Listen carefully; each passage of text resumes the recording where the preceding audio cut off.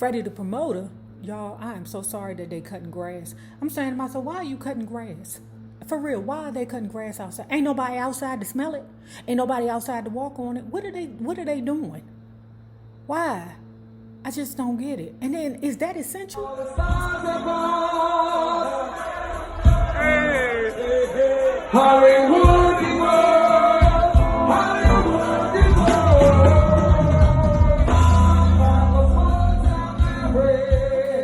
If you have not already done so, please remember to like, share, and subscribe, because it is so important to our success here on the YouTube. And if you are not already a part of our Patreon book club, please remember to hit the link below. And for a $5 monthly fee, you can be privy to all the shenanigans before YouTube gets it, if YouTube gets it. Now, let's talk about Jan Gaye's My Life with Marvin Gaye part. Y'all, I don't even know no more. I'm going to put it in the title. So I'm not in the mood today to be funny and entertain y'all, be doing dumb shit around here. So we're just going to be straightforward today, okay? Well, I mean, if you laugh, you laugh. But I'm not doing those shenanigans because I don't feel like it. I'm ready for this book to be over so we can move on to the next book. That one's going to be juicy. Where we left off, Marvin Gaye had decided that he was going to cut ties with Motown, because remember, Motown released a rough cut of his album without his permission. I guess Motown was just sick of his ass anyway. And as soon as Marvin Gaye could, he cut ties with them. He promised himself he would never sing for Motown again or Barry D. Gordy again. I'm sure they don't want your ass to sing for them again. All that money, you probably cost them a lot of money. I mean, I know you made them a lot of money, Marvin Gaye, but you cost them a lot of money, time, So I guess it was an even trade, Remember when I told you that they would have these midnight phone call sessions of phone boning? Okay. So after a while, them phone boning sessions turned into I hate you, bitch sessions. Jan considered them to be cruel and harsh. Okay, you stayed on the phone for it, but listen, I have to reiterate, I don't have an issue with Jan. Jan was very young. I'm sure we all have made those mistakes before. I don't have a problem with that lady. I told you, I think she is accomplished. I don't know too many bitches that can marry a A-lister and then at the same time hunch on 3 others. I don't know too many hoes that could do that. And Jan did that. Hey, if she wanted to sit on the phone and talk with that maniac all night long and let him call her all kinds of bitches and hoes and and have Rickety James, pay your bills and shit like that, then Shasta La Vista. Jan said that all the while Marvin Gaye on the phone cussing her out, calling all kinds of bitches and hoes and being cruel and nasty to her. She absorbing it because maybe she feels that she deserves it, because she said that she was full of self-hate. And the way that she cured it was through pickle, okay? That although the men didn't mean anything to her, they gave her a sense of gratification for a while. I guess when she wasn't, hitting the pipe, she was hitting the other pipe, you know what I'm saying? What she said was that she found solace in sex with men. She said some of them men would bring her drugs. Girl, that sounds like a crack whore to me, girl. That sounds like a crack whore, okay? But she said some of the men would bring her drugs that she was, rendezvousing with, okay? And she said when she didn't get drugs, she was good with a whole bunch of Bacardi. Saying, girl, okay, right about now, I'm going to put you in the crack whore section. Because it's one thing if you just hunching them to, release, but now you done turned it into a bartering system. Okay, girl? I mean, I'm just saying. Now, Marvin Gaye was still in London with no plans to return to America. He had a young Dutch girlfriend named Eugenia, the groupie, because Jan said she was just an old groupie that hung outside the room, and eventually he just was like, hey, you bring your ass here. Okay, so that's how they started their relationship. When he wasn't with the young girl, Eugenia, he was with this old lady who was rich as shit. And he would go around there to her house on the weekends. So one night when her and Marvin Gaye were on the phone, okay, one of these midnight calls, she heard her son in the background saying, is that Mom? Mom? She said, who the hell is that saying mom? It's your son, bitch. He over there in England talking like them English people over there. She said that her son ain't even saying mom no more. He's saying mom, okay? And she also found out that he was being pampered by a nanny. I forgot the nanny name, but I'm like, damn, how does he got money to have a nanny? Like, ain't he broke? Okay, wasn't he just homeless a little while ago? Also on these midnight phone calls, Marvin Pooh would try to convince Jan that all was well over there in London. Jan knew that it wasn't true because Marvin Pooh was heavy on the pipe just as much as she was. I'm like, can you raise children on the pipe correctly? I mean, I'm sure it's a lot of mistakes going on, but I just don't understand how a person can be addicted to something that far gone and still raise their children effectively. You know, I guess that's the key word, effectively, you know, because you could probably raise your kids, but 9 times out of 10, them kids is raising themselves. Jan said that because they were always back and forth, now she is fixing to pack her and Nona up and fly over there to Europe to be with her husband and her son. Now, while Marvin is over there in London, he's trying to get his groove back, right? Marvin is over there hooked up with a small-time promoter in Belgium who convinced Marvin Pooh to leave London, okay? Freddie, the promoter, that's his name. Freddie, the promoter, had brought Marvin Gaye to Austin and set him up in an apartment, a small apartment. Now, like Stephanie Hill and Jeff Kruger, Freddie, the promoter, believed that he could control Marvin Gaye. How you gonna control a crazy person, Freddie, the promoter? But you will learn. I can't wait to tell y'all. He will learn. The real deal was Marvin Pooh ain't give a fuck about no Freddie the promoter. He didn't care about him. All he cared about is Freddie the promoter. Can you pay me? Can you give me some money? If you give me some money, then I'll do whatever it is you want me to do in front of your face. And the problem was with Freddie the promoter, it's going to be a lot of problems, but hold tight. The problem was with Freddie the promoter was that he felt as if he owned Marvin Pooh. Ooh, that's kind of weird, but he really did feel like he owned Marvin Pooh and he hovered around Marvin Pooh. And I guess the guy felt like as long as Marvin Pooh was in his grasp, then he could control his poor behavior, his substance abuse, blah, blah, blah. Marvin Pooh tells Jan, you and Nona will love it here. I'm healthy, I feel good, I look good, I cut out the pipe, and I feel like it's all because I left Motown. I'm signed with CBS now, and I feel like this is a whole new beginning for me. Marvin Pooh was working on music, and it had been 5 years since his last hit, Got to Give It Up, and he is ready to do another hit, okay? Or to get another hit. Child, you always looking for that one. Listen, real talk, y'all. I haven't had a video to go viral in, oh man, it's probably been about 2 years, okay? So you're always looking for that hit. You know what I'm saying?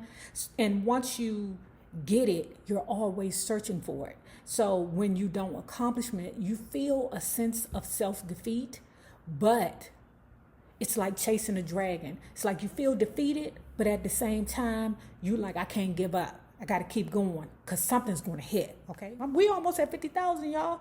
You see that? I think I'm at 48.5, something like that. Y'all, we are almost at 50,000. What we going to do? Have a twerk contest? Marvin Pooh told Jan that he was doing a series of concerts on a small tour in Europe. Now, Jan later found out that it was a hot mess because although Marvin Pooh was better, he was still Marvin.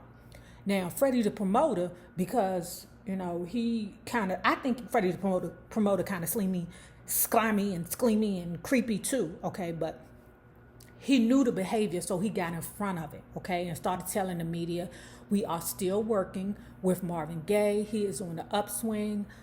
He is still, dealing with rehabilitation. That creepy motherfucker was trying to save his image and Marvin Pooh's image. Nona and G-Ann are on their way to Europe. Remember, I told you Jan is G-Ann because that bitch is a G. okay? But they on their way to France, okay? Marvin Pooh picked him up from the airport, late as usual. Jan a little nervous while she's standing there. She like, oh, this nigga done set me up, because he was like an hour and a half, 2 hours late, something like that. Jan was like, oh my God, this nigga done threw me in a trick bag. But he picked him up. Now the Uber driver was that motherfucker, Freddie the promoter. Freddie the promoter did not want G-Ann there. Freddie the promoter, y'all, I am so sorry that they cutting grass. I'm saying to myself, why are you cutting grass? For real, why are they cutting grass outside? Ain't nobody outside to smell it. Ain't nobody outside to walk on it. What are they doing? Why? I just don't get it. And then, is that essential? Freddie don't want G-Ann and Nona there because he looks at G-Ann like a, like a enemy, okay? And I'm saying to myself, why?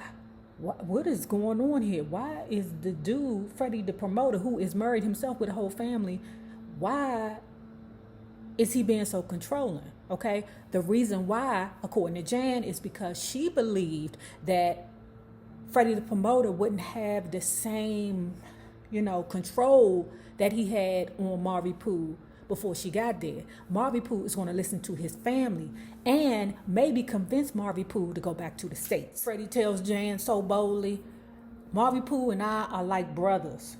We have adopted him into our family. Jan said that night they made sweet, sweet love. It was powerful. It was sensual. Like, did they have the blue pills then or something? Because he be having them booger sugar problems, okay? The sensitivity. One night, while the kids were sleeping, they were looking at an art book, a picture of a woman's hat. Marvin Gaye said, who does this remind you of? Jan giggled. Your father. Marvin Pooh exploded. Why would you say that? I knew that's what you thought it. Jan was like, well, why did you ask me? Why did you say it? Jan, girl, are you that stupid? Why would you say something like that? Even if that was just dumb. Jan tried to say, I don't want to fight, Marvin. I don't want to fight. You don't want to fight?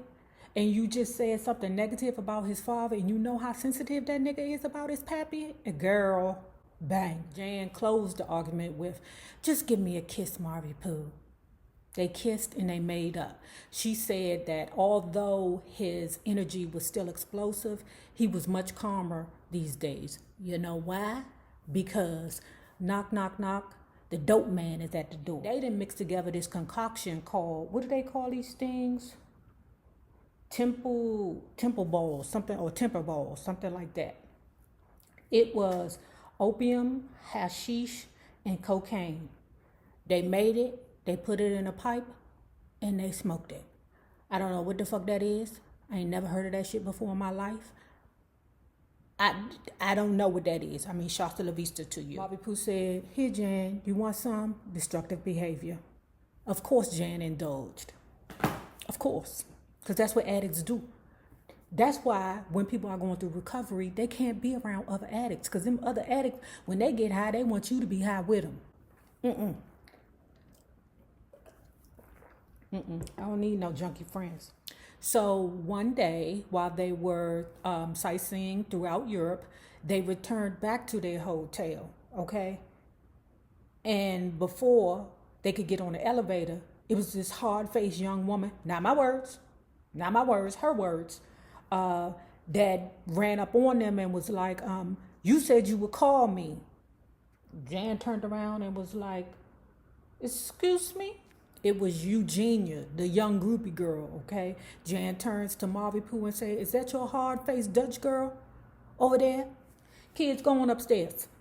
Mama got to take care of some shit. Jan got in, hard-faced Eugene face and said, you better step back, bitch. I'm not playing with you, Eugene. Step back. Marvin Gaye goes, come here. Why do they always do that? Why do the people always be like, come here, like that's actually going to happen? Ain't nobody coming over there. I got business over here. I'll get over there when I get over there. But right now, we got business over here, okay?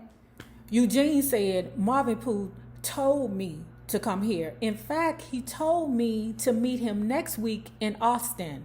Jan said, well, bitch, wait till next week. Right now, he with his family. Jan says she didn't doubt it for 1 minute. because Marvin Pooh be up to the bullshit. He loves that dramatization. He loves it. He thrives off of it. He has always thrived in confusion. That's the best way to put it. She knew what Marvin Pooh was. She knew the kind of drama that he brought to the stage, okay? And having two bitches at the same time vying for his attention is something that he enjoyed. Jan also said the rest of her time in Europe, Eugenia was out of sight, but she was always around. So Marvin Pooh kept that little, groupie girl Eugene close. And now it's Christmas time, okay? And, I guess Marvin Pooh ain't hitting the pipe enough because they back arguing at each other. They hate each other again, or at least Marvin Pooh hate her, And Jan hate herself, too, to keep dealing with that bullshit, but she young. I ain't trying to bash the little girl. I mean, the old lady now, because I've seen her in an interview. She looks the same. She's just chubbier. So in 1981, the family was traveling between Austin and London. They would utilize ferry boats, okay? Now, one night on a ferry ride, they were smoking them things called the temper balls, that hashish, cocaine, and opium, okay? They were smoking that, having a good time, riding, flying, okay? Halfway through one of the pools, Jan said that she felt a stabbing in her back. She ain't know what the fuck was going on. MG looked at her, "Are you okay?" Jan says no. Answer, no. Jan thought that she was having a heart attack. Oh, Elizabeth, this is the big one here. The kids were crying. Marvin left to go get the furry doctor. I know this nigga high. I know he is tripping, because why the hell would a furry have a doctor? Jan said her life was flashing before her eyes. She can no longer breathe now. All she's thinking about is who the hell gonna raise my children. Bitch, you wasn't raising your children when you were sober, okay? Everybody else was raising them. God damn it, your ass was high the majority of the time. But we not talking about your sobriety right now. We talking about this bullshit. So Marvin Gaye returned without the furry doctor, because it ain't no such thing as a furry doctor, okay? He started hitting her on her back because she wasn't breathing, yelling in her face, "Breathe, damn it, breathe." And finally, she took a deep breath. She said she was so relieved. Now, from that point on, she ain't do them temper balls no more, child. She can't do them. She almost had the big one. So what she said was, no more temper balls. I'm just using cocaine only. Don't people have heart attacks from crack too? So when Jan decided to return home to America with the children, Marvin Pooh did not protest. And it was because, remember when I said earlier, he wanted a hit. He wanted to have that feeling again. So it was important for him to stay in Europe and create that hit. And he felt like his kids and family were a distraction. I'm sure Freddie was happy.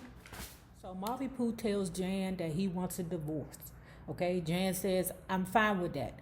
Just what am I going to do about money to help with the children?" Marvin Pooh said, "Get it from that goddamn Rickety James. You fucking him, ain't you?" Once she got home with the kids, she realized that Marvin Gaye was having terrible financial woes. Okay, so she backed off. Good job. Good job, girl. I mean, maybe you should sell that pussy to take care of your kids instead of smoking crack. I mean, that's just an idea. That's all I'm saying. Instead of doing a bartering system for crack, maybe you should do it for money. Then that way you could take care of your kids, girl. So in January 1982, Jan filed for divorce. Marvin Pooh failed to show. Of course he wasn't going to show. He ain't coming back to America. He don't fuck with you. He don't fuck with the United States of America. He ain't fucking with America, so he ain't show. So in return, or as a result, the court gave full custody to Jan. By the spring of 1982, they were divorced. Because Marvin was unable to pay child support, Marvin Gaye's parents sent money here and there to help with the children. Don't all grandparents do that? I love that. Barbara, her mother, allowed the three of them to stay in her house rent-free. I mean, she said that Barbara's home was the safe house. All the while, Jan is confiding in Rickety James. RJ has no mercy for Marvin Pooh at all. One day, when those two are together, Rickety James asked Jan, "Is that nigga still crying for the planet? He better make music that the people want to listen to. Don't nobody want to hear about the flowers, the birds, and the trees no more. He better make dance music." Jan tries to explain to Rickety James that he must feel his music. He must believe in his music. Rick James says, "Fuck all that. Okay, that nigga need to pay his child support. Okay, stop defending that bastard. Now, although the two were divorced, meaning Marvin Pooh and Jan, they still stayed in regular contact. And through one of the midnight phone calls, Marvin Pooh played Sexual Healing for her through the phone. Jan said she loved it. You're my medicine. Open up and let me in. Darling, you're so great. I can't wait for you to operate. Get up, get up, get up, get up. Let's make love tonight.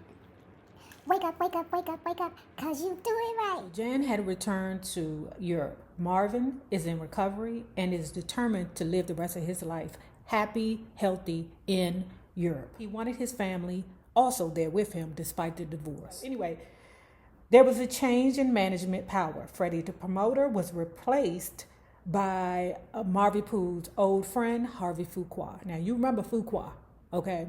Fuqua was the dude that in the very, very, very beginning, he had signed Marvin Pooh to a lifetime contract. He also married, which one? Esther Gordy, I think it was. But it was one of the Gordy sisters, not Anna, okay? But I forget the other one's name. But anyway, he married Esther Gordy, okay? And Esther and Anna and the other sister was like Barry D. Gordy. You need to make sure that you sign Marvin Pooh. In fact, won't you go ahead and buy that lifetime contract from Harvey Fuqua and bring him over here to Motown. Okay, now, you know, Barry D. Gordy ain't give him no lifetime contract because now Marvin Pooh is with CBS, okay? Working on that Sexual Healing Midnight Love album. Right. Freddie wanted MG to stay in Europe. Harvey wanted Marvin Pooh to go to America. I don't understand why you here, bruh. I don't understand why you here. Okay. Freddie believed that if Marvin left Europe, then he would falter on his sobriety. Answer, no. That nigga been faltered on his sobriety. Okay. While you over there thinking that Marvin Pooh is your brother, he round there to the apartment that you pay for smoking them damn temper balls. Fuqua said that the family wanted his ass back in LA. Okay, now, part of the thing was with the family wanting him back in LA is that the family wasn't making no money, okay, because Marvin Pooh employed a lot of the family. So they want him back so they can maintain their financial situation. It didn't matter. MG had become very fond of Europe, and he had decided that he was not going back to America. Okay, he was on Jan, you know, I love you, baby. I want my family here. I know we divorced, but I want you here. Okay, we're going to live in Europe. He was solid in that. All the while he's struggling back and forth, where I'm going to go, where he ain't struggling because he said he was going to be in Europe. But they are playing Sexual Healing on the radio.